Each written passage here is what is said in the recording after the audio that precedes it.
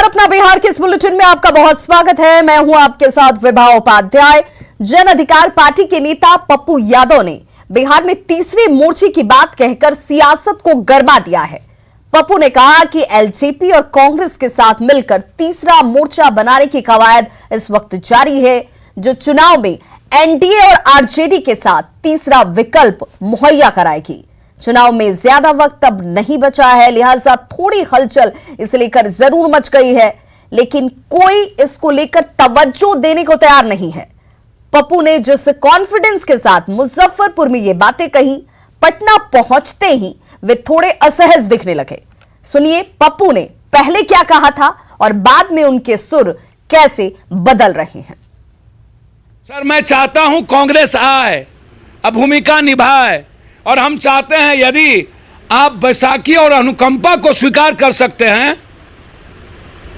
तो कांग्रेस के महाप्रभु जी कोई दलित या अत्यंत पिछड़े जो जीनियस और क्रिएटिव लोग हैं उसको स्वीकार करने में आपको क्या हर्ज है। हम ड्रास्टिकल चेंज की बात करेंगे और आप ऐसे गठबंधन की बात करेंगे जो 30 साल बिहार को अंतिम पौधान पर पहुंचा दिया। हम एक बेहतर विकल्प की बात करेंगे ना। लालू यादव को 2015 में गला लगा लिए कि आओ भैया, वहाँ था माफियागिरी नहीं था, फिर आप लात मारते हैं। अब आप जितन रामा जी को लात मार दिए, अब आप प्रशांत किशोर को कहे उत्तराधिकारी है उसको लात मार दिए, और अब रामविलास पासवान आपके लिए चिराग सबसे बुरा हो गया। तो हमने कहा आईना दिखाने का काम चिराग जी ने किया है, तो नेतृत्व करिए। व्यापक और ब्रॉड गठबंधन की जरूरत है। कांग्रेस मीरा कुमार को सामने लाए ना, पप्पू यादव कंप्लीट सरेंडर कर दे। हालांकि पप्पू यादव के दावे को कांग्रेस ने खारिज किया है। कांग्रेस प्रवक्ता राजेश राठौर ने कहा कि बिहार में तीसरे मोर्चे की जरूरत ही नहीं है और ना ही इस मुद्दे पर कांग्रेस नेतृत्व की किसी से कोई बातचीत हुई है। वहीं जेडीयू ने कहा कि बिहार में कोई भी मोर्चा बना लिया जाए, इससे कोई फर्क नहीं पड़ने वाला। वहीं आरजेडी सांसद मनोज झा ने कहा कि चुनाव में सीधा मुकाबला होगा, जिसमें एक तरफ बीजेपी और नीतीश खड़े होंगे तो वहीं दूसरी तरफ उनका विकल्प होगा। पप्पू यादव जी की अपनी बात हो सकती है, पप्पू यादव जी क्या कहते हैं उस पर हमें क्या कहना है, लेकिन महागठबंधन बहुत मजबूत है। महागठबंधन में जो भी निर्णय होता है, महागठबंधन की जो शीर्ष नेतृत्व है या कांग्रेस पार्टी में जो कुछ भी होता है वो पटना और बिहार से नहीं होता है। हमारे आला कमान करते हैं, हमारे बिहार के प्रभारी माननीय शक्ति सिंह गोहिल करते हैं, आला कमान के नेतृत्व में संज्ञान में लेके करते हैं। तो थर्ड फ्रंट का अभी सवाल कहाँ उठता है। बिहार में महागठबंधन इतनी एकजुटता के साथ, इतनी मजबूती के साथ उभर रहा है, तो थर्ड फ्रंट का यह प्रश्न कहाँ उठता है बिहार में, और न थर्ड फ्रंट का कोई वजूद रहेगा। 2-3 लोग ऐसे हैं बिहार में जिनका कोई नेता नहीं होता, जिसमें पप्पू यादव, उनका कोई नेता हो ही नहीं सकता है। वो कब क्या बोलते हैं, कब किसको मुख्यमंत्री बनाते हैं। आज हम प्रिंट मीडिया में देखें वो भी मुख्यमंत्री के दावेदार है। इसलिए ऐसे लोगों को जवाब देना हम सकते वाजिब बात नहीं है। कब क्या बोलेंगे, किसके साथ वो गठबंधन बना लेंगे। देखिए, यहाँ लड़ाई नीतीश कुमार जी को बिहार की जनता ने चुना है, फिर चुनेगा। यहाँ लड़ाई है कहाँ। कोई थर्ड फ्रंट बना ले, चाहे फोर्थ फ्रंट बना ले, चाहे सेकंड फ्रंट बना ले, कुछ यहाँ होने वाला नहीं है। बिहार में तीसरे मोर्चे की सुगबुगाहट दिख रही है। चिराग पासवान की नाराजगी जो दिख रही है जेडीयू के साथ में, उसके बाद एक संभावना जताई जा रही है कि पप्पू यादव की पार्टी जाप, कांग्रेस पार्टी और चिराग पासवान की पार्टी मिलकर के तीसरा मोर्चा बना सकती है। ये पप्पू यादव कह रहे हैं। देखिए, पता नहीं मैं उनकी टिप्पणी पर क्या टिप्पणी दूं। मैं सिर्फ इतना कहना चाहता हूं कि बिहार की हालत बहुत चिंताजनक है। तो देखिए, बिहार विधानसभा चुनाव से पहले एनडीए की सहयोगी दो पार्टियों, जिनमें कि जेडीयू और एलजेपी में तल्खी साफ बढ़ती नजर आ रही है। चिराग पासवान आए दिन नीतीश सरकार पर योजनाओं और नीतियों को लेकर सवाल खड़े करते रहते हैं। एलजेपी के नेता भी चिराग के इशारे पर सीधे नीतीश कुमार पर अब हमला कर रहे हैं। तो वहीं जेडीयू की तरफ से जोरदार पलटवार भी किया जा रहा है। नीतीश सरकार के मंत्रियों ने भी मोर्चा संभालते हुए एलजेपी को उसी अंदाज में जवाब देना शुरू कर दिया है। सीधा इनसे पूछे, क्योंकि अगर हम किसी सवाल को उठाएंगे तो आप सारा हर कोई इसको एक राजनीतिक रंग दे देता है, बोलता है कि हम पॉलिटिसाइज कर रहे हैं चीजों को, हम आलोचना कर रहे हैं सरकार की। ये लोग सिर्फ अपनी चाटुकारिता दिखाने में लगे हुए हैं कि नीतीश कुमार जी क्या अपना चेहरा चमकाएं, जबकि ये भूल जाते हैं कि नीतीश कुमार जी आदरणीय प्रधानमंत्री जी के कृपा पर बने हुए हैं और उनका अपमान ये लोग करते हैं तो किसी को भी ये लोग कुछ भी बोल सकते हैं। अब लोकतंत्र में किसी को हमला बोलने का, किसी को प्रशंसा करने का अधिकार है। सेकेंड वर्ल्ड वार के समय में रशिया में और अमेरिका में जितना दूरी था, आज वो दूरी नहीं है, लेकिन हिटलर के खिलाफ दोनों एक जगह होकर के एटम बम का प्रहार किया। तो राजनीति में कब कौन किसके साथ जाए, नहीं, जब अपनी इच्छा है। एलजेपी या चिराग पासवान कोई अल्टीमेट अथॉरिटी नहीं ना है कि वो कह देंगे तो वही बात सत्य होगा। तो आंकड़ा कहता है ना कि क्या नीतीश कुमार ने किया है। 15 वर्षों का जो आंकड़ा है, कैसे सिंचित भूमि बढ़ी, कैसे हमारा चावल का उत्पादन बढ़ा, कैसे गेहूं का उत्पादन बढ़ा, कैसे कृषि रोड मैप बनाकर नीतीश कुमार ने इस प्रदेश के किसानों को सशक्त मजबूत किया, कैसे इस प्रदेश के दलितों को आईएएस के लिए जो कम्पीट पीटी कर रहे हैं, बीपीएससी का जो पीटी कम्पीट कर रहे हैं, किस प्रदेश में ऐसी योजना है। कोई जरूरी नहीं है कि कोई दलित में पैदा लेकर ही दलित का कल्याण कर सके। हम तो समझते हैं कि नीतीश कुमार सबसे मजबूत सशक्त इस प्रदेश के आजादी के बाद कोई दलित प्रेमी मुख्यमंत्री रहा है। बोलने से किसी का क्या होता, आंकड़ा देखिए ना। तो इधर जेडीयू और एलजेपी में खींचतान के बीच बिहार बीजेपी अध्यक्ष संजय जायसवाल का बड़ा बयान सामने आया। न्यूज 18 से बातचीत में संजय जायसवाल ने कहा कि एनडीए गठबंधन पूरी तरह से मजबूत है और चुनाव के वक्त सब कुछ तय कर लिया जाएगा। एनडीए अलायंस बिल्कुल मजबूत है और जब समय आएगा तो उसकी चर्चा होगी। चुनाव की पहले घोषणा होने दीजिए। यह तो चुनाव आयोग का काम है कि कब चुनाव कराएगा। जब चुनाव करेगा तो जो भी चीजें तय होनी है उस समय हम तय कर लेंगे। तो आरजेडी अध्यक्ष लालू प्रसाद ने ट्वीट के जरिए एक बार फिर नीतीश कुमार पर निशाना साधा है। लालू ने नीतीश के पुराने बयान को लेकर ही उन पर सवाल उठाए हैं। मुद्दा नीतीश के महागठबंधन छोड़कर एनडीए के साथ जाने का है। वैसे सियासत में गठबंधन बदलते रहते हैं, लेकिन ट्वीट में जिस तरह की भाषा का इस्तेमाल किया गया है उस पर भी अब सवाल उठने शुरू हो गए हैं। हम लोग लालू जी से ये उम्मीद नहीं करते हैं जिस तरह को भाषा का प्रयोग करते, अरे बे, संस्कार थोड़े बदल सकते हैं। जो पहले उनका संस्कार रहा वो ट्वीट के द्वारा, ट्वीट के माध्यम से लोगों को बताते हैं। हम लोग तो गए महागठबंधन बनाए, आपके सुपुत्र विधायक बना, डिप्टी सीएम बना, लेकिन आपके सुपुत्र पर जो चार्ज लगा भ्रष्टाचार का, मेरे ऊपर तो नहीं लगा था। इनके खून में ही भ्रष्टाचार लिखा हुआ है। आदरणीय लालू प्रसाद यादव जी का ट्विटर हैंडल ऑपरेट करने वाले लोग खुद उनका उपहास बनाना चाह रहे हैं। 15 सालों की राजनीति में और आज तक आरजेडी ने जो वैचारिक तौर पर ठगने का काम जनता को किया है, उसका हिसाब किताब कौन देगा। बिहार में अगर राजनीति में किसी भी पॉलिटिकल पार्टी की विश्वसनीयता को अगर कसौटी पे कसेंगे तो कांग्रेस की नजर में नीतीश कुमार जी अविश्वसनीय नेता है। उनकी सैद्धांतिक प्रतिबद्धता समय समय पर बदलती रही है। तो आज लालू प्रसाद जी जो कुछ भी कह रहे हो, मेरे ख्याल से उस बात में दम है। आदरणीय लालू प्रसाद जी ने याद दिला दिया बिहार की जनता को कि इनसे बड़ा पलटी मार और कौन हो सकता है। तो जो जेडीयू के लोग कह रहे हैं दूसरे पर, तो लालू प्रसाद जी जनता की भाषा में, गरीबों की भाषा में, गरीब गुरबों की भाषा में समझा दिया।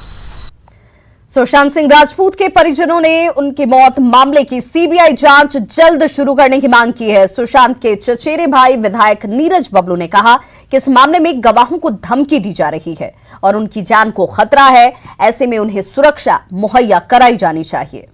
आने वाले दिन में जो गवाह है उन्हें उनके साथ कोई मिसहैपनिंग हो जाए, कोई घटना घट जाए, उनकी हत्या हो जाए, किसी भी चीजों से इनकार नहीं हो सकता है। जिस तरह से मुंबई में हर कुछ चल रहा है, इसलिए हम लोग चाहते हैं, अभी भी डिमांड जरूर करते हैं कि जो गवाह सामने आ रहे हैं उन्हें प्रोटेक्शन दिया जाए और किसी भी एविडेंस से छेड़छाड़ ना किया जाए। और इन तमाम चीजों के लिए सीबीआई का सबसे ज्यादा जरूरी है कि एक्शन में आके काम शुरू कर दे। भागलपुर के बरारी में एक व्यवसायी की गोली मारकर हत्या का मामला सामने आया है। किराना दुकानदार अपने घर के बरामदे में सोए हुए थे और तभी अपराधियों ने उन्हें गोली मार दी। ये घटना देर रात की बताई जा रही है और फिलहाल पुलिस ने अज्ञात के खिलाफ मामला दर्ज कर लिया है और मामले की तहकीकात में जुट गई है।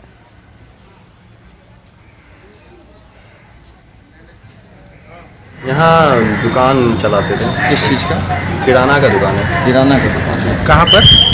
यहाँ का हाउसिंग बोर्ड में। किस विवाद को लेकर के हुआ है? अब ये सब हमको नहीं पता सर, क्योंकि हम लोग यहाँ रहते नहीं। कितने बजे ये घटना हुई है? लगभग 2:30 बजे। तो पटना के रामकृष्ण नगर में एक घर में सिलेंडर ब्लास्ट हुआ है, जिसमें एक युवक और एक लड़की गंभीर रूप से आग में झुलस गए। दोनों का इलाज पीएमसीएच में इस वक्त जारी है। ब्लास्ट में पूरा घर जलकर खाक हो चुका है और बताया जा रहा है कि खाना बनाने के दौरान गैस सिलेंडर रिसाव की वजह से ये ब्लास्ट हुआ। घर में सिलेंडर फट गया और सिलेंडर फटने से 2 आदमी इंजर्ड हो गया घर का, एक लड़की है उनका एक लड़का। अभी दोनों आदमी पीएमसीएच गया है लोग। अब स्थिति अब डॉक्टर बताता क्या है ना, और ब्लास्ट होकर के सिलेंडर उड़ गया है ना। इस घटना में सिर्फ 2 लोगों की 2 आदमी।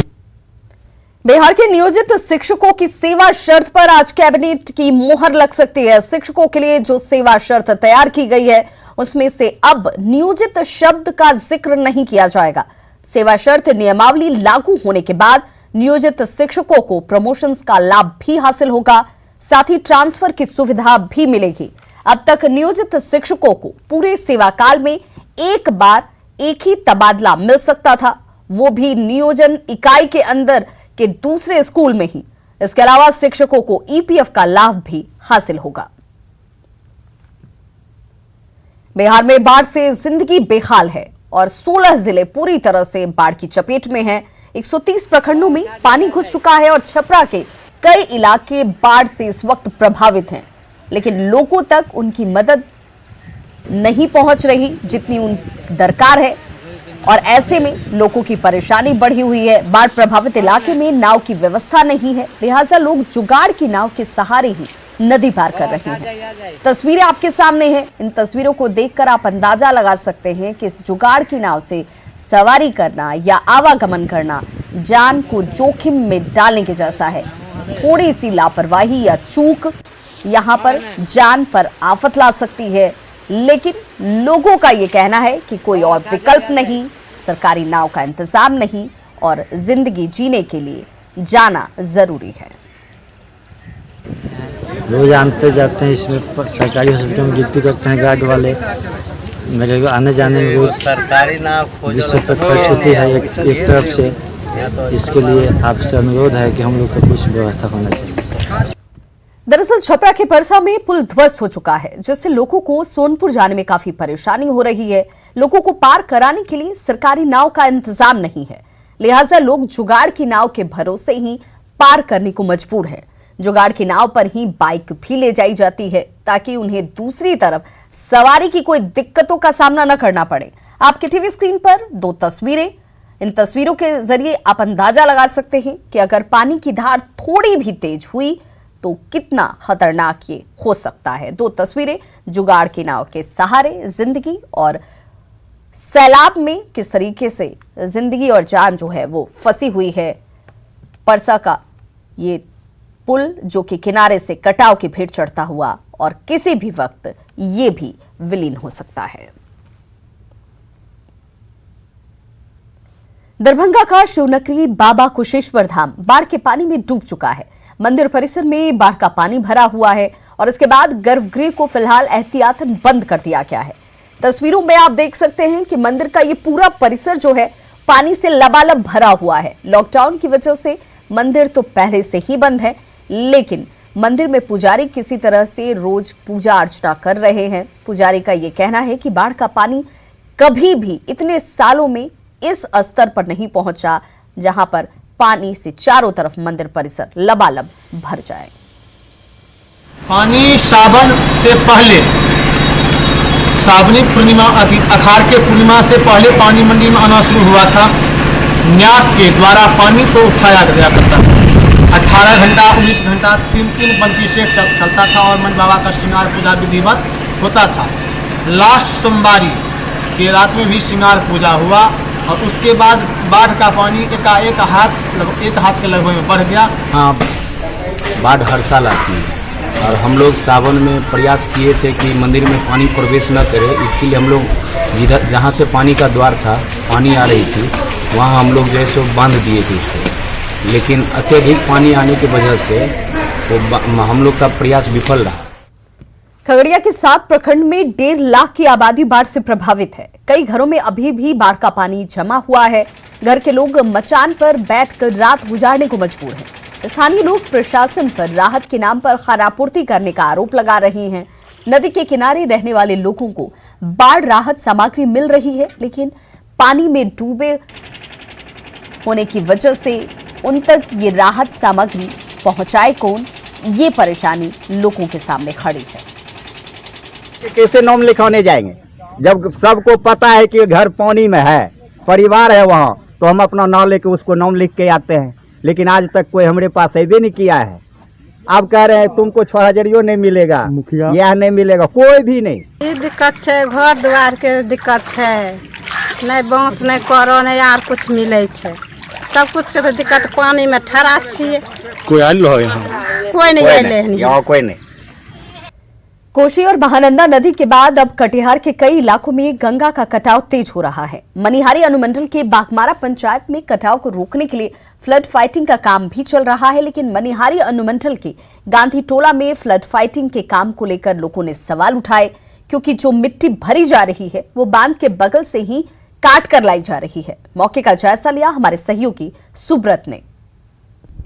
बाढ़ के दस्तक के बीच कटिहार मनिहारी के गंगा में कटाव का कहर का दौर जारी है। आप देख सकते हैं ये बड़ा इलाका है, हालांकि कटाव निरोधी काम चालू हो रहा है, लेकिन यहाँ के ग्रामीण हैं और किस तरह से काम हो रहा है और इस काम से कितना संतोष है कि गांव उन लोग का अब बच जाएगा या गांव पर खतरा नहीं आएगा, इस पर बात करते हैं ग्रामीणों से। कितना संतुष्ट है जो काम हो रहा है? देखिए, इस काम के लिए हम संतुष्ट जो है 50% है, 100% हम नहीं बता सकते, क्योंकि अभी जो है हम जिस हिसाब से काम की रफ्तार देख रहे थे उस हिसाब से अभी काम नहीं चल रहे, क्योंकि लॉकडाउन की वजह से इस काम उतना प्रगति से नहीं हो रही है। हाँ, शुरू में काम तो कुछ प्रगति से हुई थी और आप देख सकते हैं कि इसी मिट्टी को काट कर इसी मिट्टी से बोरिया को भरा जा रहा है, पीछे गड्ढा हो रहा है, आगे भरा जा रहा है, उससे क्या परिस्थिति होगी ये आप भी अंदाजा लगा देख सकते हैं सर। लेकिन काम जो रफ्तार से चलनी चाहिए उस रफ्तार से काम अभी नहीं चल रही है। कटाव से लोग संतुष्ट पूरी तरह से नहीं है, गाँव पर अभी तक खतरा है। कुछ और लोग है, क्या लग रहा है कितना खतरा टला है और अब भी कितना खतरा है? देखिए, हम इसमें बता सकते खतरा तो अभी 50% है, इसमें कुछ भी अभी काम जारी हो रहा है। यही बगल का मिट्टी भर करके बोरा से भरा जा रहा है और भी हमको संदेह है कि और कटने का भी विचार अभी लगा काम जारी हो रहा है। तो लोग कुल मिलाकर संतुष्ट तो है, लेकिन लोगों का कहना है कि बड़े स्तर पर कटाव जारी है, इसके कारण इसी इलाके की मिट्टी काटकर यहीं पर लगाया जा रहा है। इससे जो कटने की संभावना है वो फिलहाल बना हुआ है, इसीलिए लोग कहीं ना कहीं संशय में हैं। सुब्रत, न्यूज़ 18 कटिहार।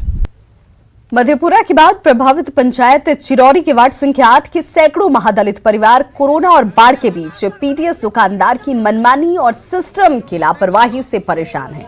इन लोगों का ये दावा है कि राशन कार्ड होने के बावजूद भी बीते कई महीनों से इन्हें पीटीएस दुकानदार की तरफ से राशन नहीं दिया जा रहा। ये स्थिति तब है जब कोरोना संकट को लेकर प्रशासन की तरफ से 49,000 नए राशन कार्ड बनाने का दावा किया जा रहा है। पीड़ितों से बात की हमारे सहयोगी तूर बसु ने। मधेपुरा के बाढ़ पीड़ित दोहरी मार झेल रहे हैं। स्थिति यह है जो एक तो कोरोना का संकट सरकार बोल रही है, जो कई 40,000 से अधिक जो है जिला प्रशासन के द्वारा दावा किया जाता है जो मधेपुरा में नए राशन कार्ड बने हैं, लेकिन जो स्थिति है यहाँ पे आप देख सकते हैं जो लोगों के हाथ में जो राशन कार्ड है, ऐसा बताया जा रहा है जो 130 परिवार ऐसे हैं जिनके पास इस तरीके का पीला राशन कार्ड है, लेकिन इन्हें अनाज नहीं मिल रहा है। और इसके अलावा भी सैकड़ों लोग ऐसे हैं जिनका कि अब तक राशन कार्ड नहीं बना है, और ये सारे लोग अधिकतर महादलित परिवार से आते हैं। हम बात करते हैं तो क्या परेशानी हो रही है कि वालों कितने दिन से राशन नहीं देचो? 4 महीना से राशन नहीं मिल रहा है। कुछ कुछ जो करना छो कर, नहीं तो छोड़ दे, नहीं दो राशन नहीं दो। 4 महीना से राशन नहीं मिल रहा। ये स्थिति है। क्या नाम आपका? नाम की